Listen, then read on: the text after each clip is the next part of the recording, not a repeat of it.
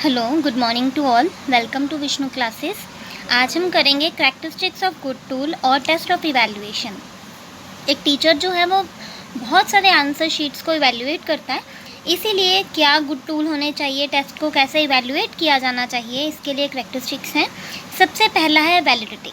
Validity क्या होता है? इसमें सबसे पहले एक्यूरेसी वर्ड यूज़ किया जाता है कि जो हम टेस्ट को चेक कर रहे हैं वो एक्यूरेट है, बिहेवियर जो है वो एक्यूरेट है बच्चों का, उन्होंने कैसे टेस्ट दिया है। हम इसके एग्जांपल भी ले सकते हैं। जैसे 3-4 पेपर शीट्स हैं, उनमें आंसर सेम है तो हम कह सकते हैं कि ये एक्यूरेट है। या और भी एग्जांपल ले सकते हैं, जैसे टाइम हम मैच करते हैं कि ये वॉच में ये टाइम है, रेडियो में ये टाइम है और टेलीविज़न में ये टाइम है, मतलब कि ये क्या हो गया, एक्यूरेट टाइम है, वैलिड है, वैलिडिटी है। तो इसी तरीके से आंसर शीट्स जब हम इवैल्यूएट करते हैं उसके लिए भी हम क्या करते हैं, एक्यूरेसी चेक करते हैं। ठीक है, इसीलिए वैलिडिटी होनी बहुत ज़्यादा ज़रूरी है। इसीलिए कहते हैं कि ये जो है एक गुड टूल है इवैल्यूएशन का। तो जो वैलिडिटी है वो क्या है, एक्यूरेसी होनी चाहिए, मतलब कि जो टेस्ट जो हम चेक कर रहे हैं या जो है वो एक्यूरेट है, ये हमें चेक करना है।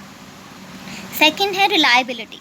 रिलायबिलिटी क्या है कि जो हम काम कर रहे हैं वो काम कैसा कर रहे हैं। ठीक है, हम जैसे चेक करते हैं कि एग्जाम्पल ये है कि 10 में से बच्चे के 6 मार्क्स आए। ठीक है, मतलब कि उसका इतना ही क्वेश्चन जो थे रिलायबल थे, बाकी के क्वेश्चन ठीक नहीं थे।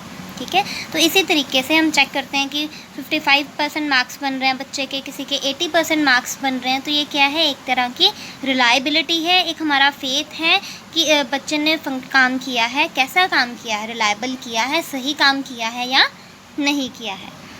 Third one is objectivity. Objectivity की एग्जांपल क्या है, ऑब्जेक्टिव टाइप क्वेश्चंस होते हैं जैसे हम चेक करते हैं। इसी तरीके से ऑब्जेक्टिविटी भी ये है, जैसे हम ऑब्जेक्टिव टाइप क्वेश्चंस हैं, ट्रू फॉल्स ले सकते हैं एग्जांपल, या फिर एमसीक्यूज़ ले सकते हैं। उसमें क्या होता है कि अगर तो सही है, अगर तो ट्रू है तो आंसर ट्रू ही होगा, तो उस बच्चे को 2 मार्क्स मिलेंगे। एमसीक्यूज़ में भी ऐसा ही होता है, अगर सही है तो उसको उतने मार्क्स जो रखे हुए उतने मिल जाएंगे। लेकिन इसमें क्या है, जो लॉन्ग आंसर टाइप क्वेश्चंस होते हैं उसमें कई बार बच्चे मार्क्स जो हैं टीचर के लिए बहुत ज़्यादा देने डिफ़िकल्ट हो सकते हैं। ठीक है, तो इसी तरीके से जो ऑब्जेक्टिविटी है वो क्या करती है, बच्चों के जो इंटरेस्ट है उनको इतने, या उनकी जो फीलिंग्स है उनको इतना इफेक्ट नहीं करती, क्योंकि बच्चे ने जो आंसर दिया है या तो वो सही होगा या तो फिर गलत होगा। ठीक है, क्योंकि हम लॉन्ग आंसर टाइप में देखते हैं कि बच्चे ने 10 में से एक बच्चे को 8 मार्क्स मिले, दूसरे बच्चे ने भी उतना ही लिखा था लेकिन उसको 6 मार्क्स मिले। ठीक है, तो हम देखते हैं कि किसका अच्छा था, किसका रिलायबल था। लेकिन इसमें जो है ऑब्जेक्टिव टाइप क्वेश्चंस में ऐसा नहीं होता। ऑब्जेक्टिव टाइप क्वेश्चंस में क्या होता है, या तो बच्चे का आंसर सही होगा या तो फिर बच्चे का आंसर जो है वो गलत होगा। इसी तरीके से ये एक तरह का गुड टूल है कि अगर तो सही है तो उस बच्चे को 2 मार्क्स पूरे मिलेंगे, अगर नहीं सही है तो उसको जो है कोई मार्क्स नहीं मिलेगा। लेकिन लॉन्ग आंसर टाइप क्वेश्चंस जो होते हैं उसमें ऑपोजिट होता है, टीचर पर डिपेंड करता है कि उसको कैसा आंसर जो है वो अच्छा लगेगा। ठीक है, इसी तरीके से ऑब्जेक्टिविटी जो है एक गुड टूल है इवैल्यूएशन का। Fourth is comprehensiveness. कॉम्प्रिहेंसिव क्या है, जैसे हम कॉम्प्रिहेंसिव का मतलब होता है वाइड, मतलब कि इसमें देखते हैं कि बच्चे ने कितने आंसर सही किए हैं। ठीक है, तो इसमें क्या है, लार्ज नंबर ऑफ आंसर्स जो है से देखा जाता है, इवैल्यूएट किया जाता है बच्चे को। जैसे हम एक पूरा सिलेबस जो है कवर करते हैं क्लासरूम में, उसी तरीके से इसमें भी देखा जाता है टीचिंग लर्निंग आउटकम के लिए कि बच्चे ने ज़्यादा से ज़्यादा जो क्वेश्चंस हैं वो ठीक किए हैं या नहीं किए। इसमें जो है सभी कंटेंट, सभी टॉपिक जो हैं वाइड एरिया में कवर किए जाते हैं, इसे ही कॉम्प्रिहेंसिवनेस कहा जाता है।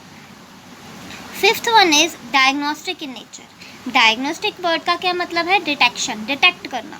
ठीक है, तो डायग्नोस्टिक इन नेचर क्या है कि हम इसमें ये देखते हैं कि बच्चा जो है उसको कोई प्रॉब्लम तो नहीं आ रही पढ़ने में, कोई डिफ़िकल्टी हो या फिर कोई फेलियर, बच्चे की हेल्प करना डिटेक्ट करता है एक टीचर पहले, फिर बच्चे की हेल्प करता है। इसीलिए इवैल्यूएशन का जो है डायग्नोस्टिक इन नेचर है इवैल्यूएशन, वो इसीलिए है कि एक टीचर जो है सबसे पहले देखता है, बच्चों को समझता है और फिर जाके जो है उनकी हेल्प करता है, बच्चों की हेल्प करता है ताकि जो बच्चे हैं वो आगे और इम्प्रूव कर पाएँ। तो ये क्या है, इवैल्यूएशन जो है एक तरह का डायग्नोस्टिक इन नेचर है, ताकि बच्चे की जो है अंडरस्टैंडिंग ज़्यादा से ज़्यादा बढ़ सके।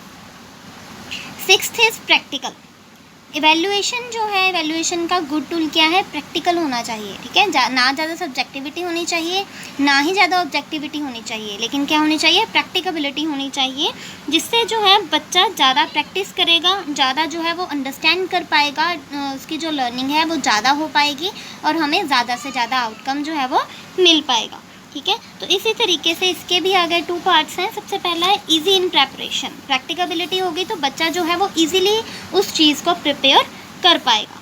नेक्स्ट है ईज इन एडमिनिस्ट्रेशन। इसमें क्या है, एडमिनिस्ट्रेशन को भी इजी रहेगा, इससे कोई भी प्रॉब्लम नहीं आएगी। जैसे कि हम कह सकते हैं कि कॉपी ना कोई करे, किसी दूसरे व्यक्ति से ज़्यादा, जब एग्ज़ाम्स होते हैं तो बच्चा कॉपी करता है, तो इसमें क्या है, एडमिनिस्ट्रेशन ईजी करता है कि कॉपी ना कोई कर पाए और बच्चे की अंडरस्टैंडिंग जो है वो ज़्यादा से ज़्यादा बढ़ पाए। प्रैक्टिकबिलिटी होगी तो बच्चा जो है वो कॉपी नहीं करेगा, अपनी अंडरस्टैंडिंग के अकॉर्डिंग जो है वो आंसर देगा, ठीक है। तो इसी तरीके से ये सभी जो हैं इसके गुड टूल हैं टेस्ट के। सबसे पहला वैलिडिटी है, सेकंड रिलायबिलिटी है, थर्ड ऑब्जेक्टिविटी है, फोर्थ कॉम्प्रिहेंसिवनेस है, फिफ्थ डायग्नोस्टिक इन नेचर है and sixth is practicability. Hope you like this. Thank you.